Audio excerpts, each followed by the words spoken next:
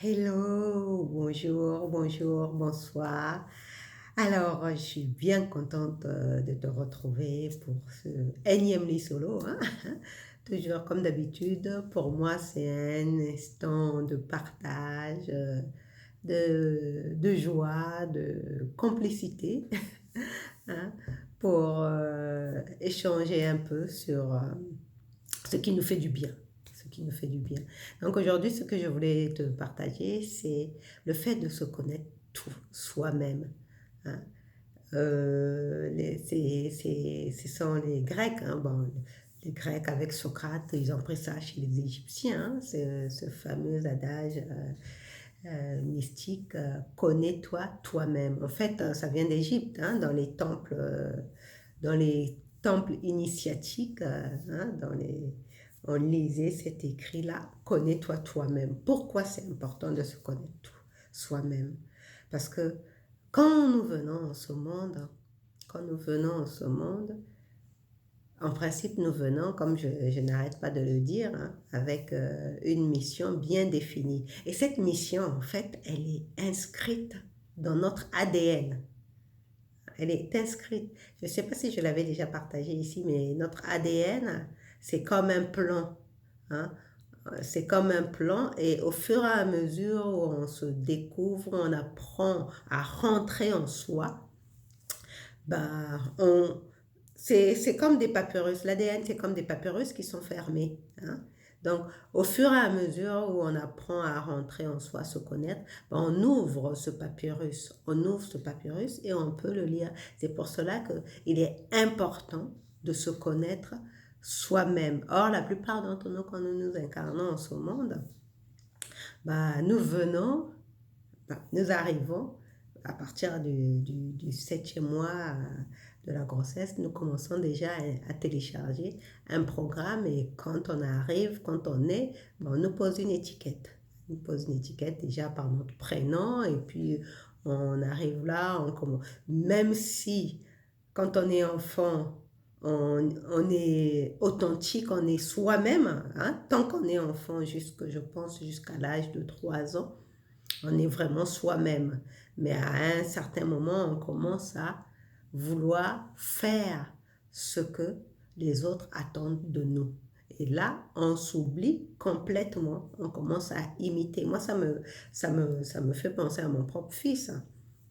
Mon propre fils, pendant longtemps, quand il était enfant, je ne voulais pas qu'il mange avec un couteau pointu parce que j'avais peur qu'il se crève l'œil. Ben, j'avais ces espèces qu'ont certainement beaucoup de mamans, hein, cette crainte de voir son fils se faire mal, se blesser. Et donc, moi, à chaque fois qu'on allait quelque part et qu'on voulait lui mettre un couteau, je disais, faites attention, ne lui donnez pas un couteau pointu parce que je ne veux pas qu'il se crève l'œil avec. Et lui, il avait gardé ça. Et même quand il est devenu plus grand, il pouvait manger tout seul, utiliser son couteau correctement. À chaque fois, il disait, non, ne me donnez pas ce couteau-là, les couteaux de viande, là, ne me donnez pas ce couteau parce que je risque de me crever l'œil avec. En fait, il avait juste, c'était pas vrai, il pouvait utiliser ce couteau normalement. Mais c'était juste moi, sa mère, j'avais projeté sur lui la crainte de voir qu'il puisse se crever l'œil avec un couteau de viande. Pareil, pendant longtemps aussi, comme il était toujours attaché à moi, attaché à mes jupons, je disais aux gens qu'il était timide. Non, Liel, il est timide. Je disais à tout le monde qu'il était timide. Et lui, il a gardé ça. Il dit, ah, non, non, non, je ne parle pas parce que je suis timide. Mais ça, c'est moi qui lui ai mis cette étiquette-là. Donc, du coup, l'enfant, et ça, c'est ce qui se passe pour nous tous, pour la plupart d'entre nous. Nous oublions complètement ce que nous sommes nous-mêmes pour adopter, pour adopter l'image que les,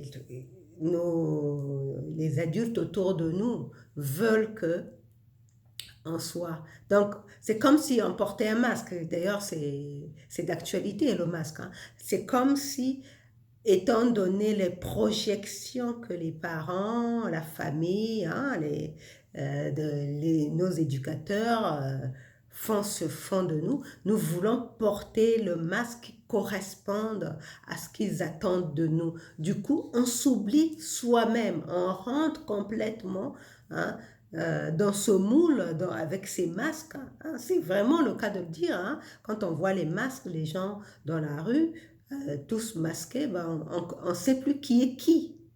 C'est exactement ce qui se passe à l'intérieur de nous.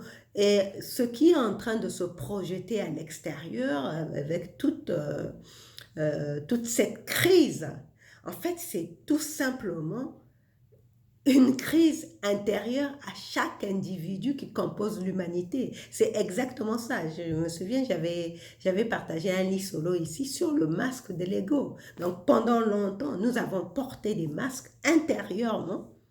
Intérieurement, nous avons porté des masques pour jouer un rôle dans la société.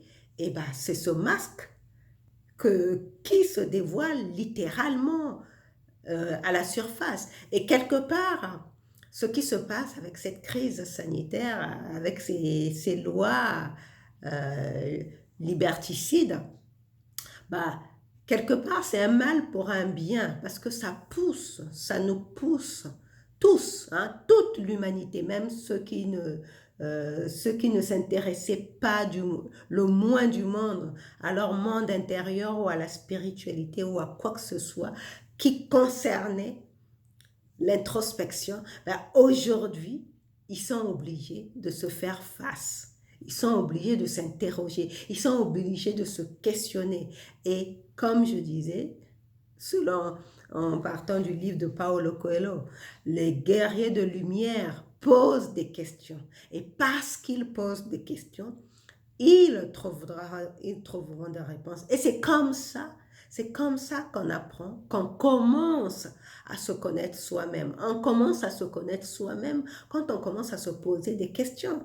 La première question, hein, ça fait partie des questions perpétuelles que l'humanité s'est posée hein, depuis. Ça, je l'avais partagé dans un live sur Facebook, hein, l'origine de l'humanité, enfin l'origine de l'humanité, non, à l'orée d'un nouveau paradigme, je parlais à l'orée d'un nouveau paradigme, et là on est en train de rentrer dans un nouveau paradigme, et chaque fois qu'on rentre dans un nouveau paradigme, ça vient des réponses aux questions qu'on se pose qui sont au nombre de 4. La première question, c'est qui suis-je? Qui suis-je? Ça, c'est la première question qu'on se pose littéralement, que chaque être humain se pose à un moment donné de son existence où ils se sont perdus, hein, comme on l'est tous en ce moment, on se sent perdus, on ne sait plus où donner de la tête. Un jour, on nous dit noir, le lendemain, on nous dit blanc, après, on ne sait plus quoi faire. Donc, du coup, on est un peu perdu. Là, on est en état de sidération, littéralement. Et pour certains qui commencent à réfléchir, ils commencent à se poser des questions. Et là, on se pose la première question qu'on se pose. C'est qui suis-je? Hein, c'est ça qui amorce le changement du paradigme. Qui suis-je? Et la deuxième question qu'on se pose, comment suis-je arrivé ici? Hein? Comment? Par quels moyens suis-je arrivé ici? Et la troisième question qu'on se pose,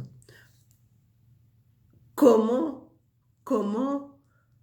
faire, comment faire pour tirer mon épingle du jeu? Quand on répond à ces questions-là, donc qui suis-je? Comment suis-je arrivé ici? Non, et la troisième question, j'ai oublié. Donc, la première question, c'est qui suis-je? La deuxième question, comment suis-je arrivé ici? Et la troisième question, c'est comment puis-je vivre en harmonie? Non, qu'est-ce que je fais ici? Qu'est-ce que je fais ici? Et la troisième question, c'est comment puis-je trouver mon épingle du jeu? Donc, ce sont les 4 questions perpétuelles que les êtres humains se sont posées pour pouvoir trouver un sens à leur existence. Parce qu'aujourd'hui, avec tout ce qui s'est passé durant ces dernières années, et même pendant des siècles, 500 ans, on va dire à peu près, les hommes étaient un peu perdus, surtout depuis la révolution industrielle, les hommes étaient un peu perdus, ils étaient un peu en perte d'identité. Donc, il fallait se recentrer. Et cette crise, ça nous pousse, hein, avec le confinement, tout ça c'est symbolique, hein. Tout ça sur le plan initiatique. C'est pour cela que dans plusieurs masoulo que j'ai partagé ici, je n'arrête pas de dire que le monde, l'humanité est en train de vivre une initiation collective. Littéralement, c'est une initiation collective. Et dans l'initiation collective, on cherche à se connaître soi-même parce que tant que tu ne te connais pas toi-même, tu as peur. Tu es dans la peur. Tu ne sais pas ce qui va t'arriver. Qu'est-ce qu'on va faire? Qui est l'ennemi? Où se trouve-t-il? Comment faire pour se cacher? Tu es dans la peur. Mais dès que tu sais qui tu es, d'où tu viens, tu te rends compte que qui je suis est un être qui a du pouvoir, littéralement. Et je viens d'où? Tu sais d'où tu viens du cosmos, de la divinité. Esprit, un esprit puissant, créateur. Donc, tu ne peux pas avoir peur. Et dès le moment où tu sais réellement qui tu es, tu commences à faire des choix éclairés. Tu commences à faire des choix qui te servent. Là, en ce moment, je suis avec mon père. Mon père vient d'arriver. Il est là pendant un certain temps. Et il me partageait que dès le moment, pendant longtemps, il s'est comporté d'une certaine manière dans sa vie.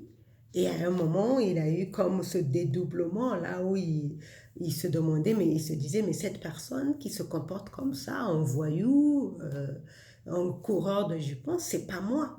C'est pas moi. Je ne suis pas cette personne-là. Et là, il a compris qui il était vraiment. Et c'est à partir de là qu'il a commencé à faire des choix éclairés qui allaient servir sa vie et sa famille.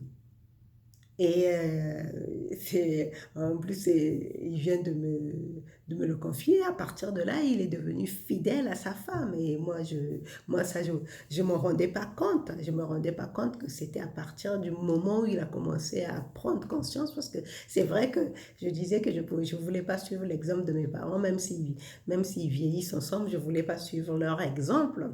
Parce que pendant longtemps, l'exemple que me donnait mon père, c'était pas ça. Mais je sais qu'à un moment donné, de sa vie, il s'était calmé. On le voyait beaucoup plus souvent à la maison.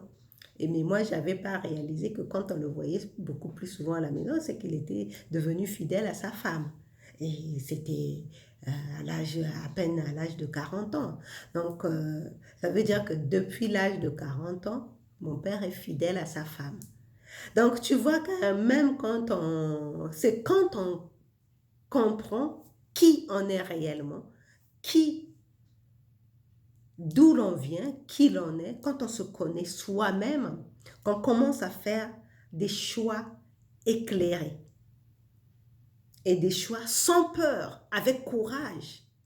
Et le courage, en ce moment, nous en avons réellement besoin. En ce moment, nous avons besoin de courage pour affronter ce qui se passe, cette crise économique qui pointe son nez parce qu'il y a une réelle crise économique qui nous tombe dessus, hein, qui va nous tomber dessus dans quelques semaines. Donc, on a besoin de courage et pour être courageux, il faut vraiment se connaître. Si tu ne sais pas que tu es un lion, comment veux-tu rugir?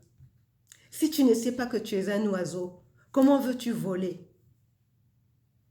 Tu vois, que tu as besoin, c'est une nécessité pour toi. C'est pas pour rien que cet adage mystique existe, hein, qu'on a donné à Socrate.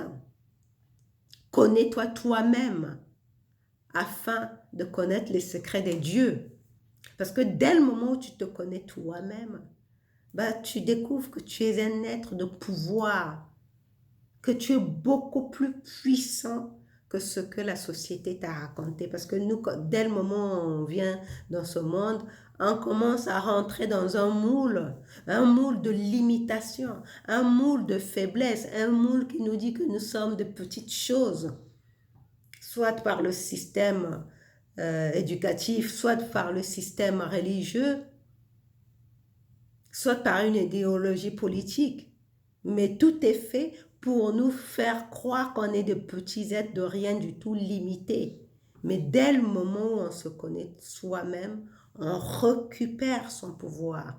On récupère son pouvoir et surtout, on commence à faire des choix qui nous servent, des choix éclairés, qui nous mènent justement à accomplir notre mission, justement, quand on commence à se connaître soi-même et quand on fait des pratiques spirituelles, hein, comme la méditation, ben on commence à ouvrir ce papyrus de notre ADN, là, notre plan, et pour pouvoir accomplir. Et on nous donne les moyens. L'univers nous donne les moyens pour pouvoir accomplir notre mission en ce monde. Et en attendant, toi, pour pouvoir accomplir cette mission dès le moment où tu te connais toi-même, bah, tu fais de sorte de garder tes vibrations toujours au plus haut niveau, de rester dans ton vortex. Hein. Donc, en tout cas, je te le souhaite. Hein, je te souhaite vraiment de garder tes vibrations toujours au plus haut niveau. Et on se retrouve demain pour un autre lit solo. Bisous, bisous. Ciao.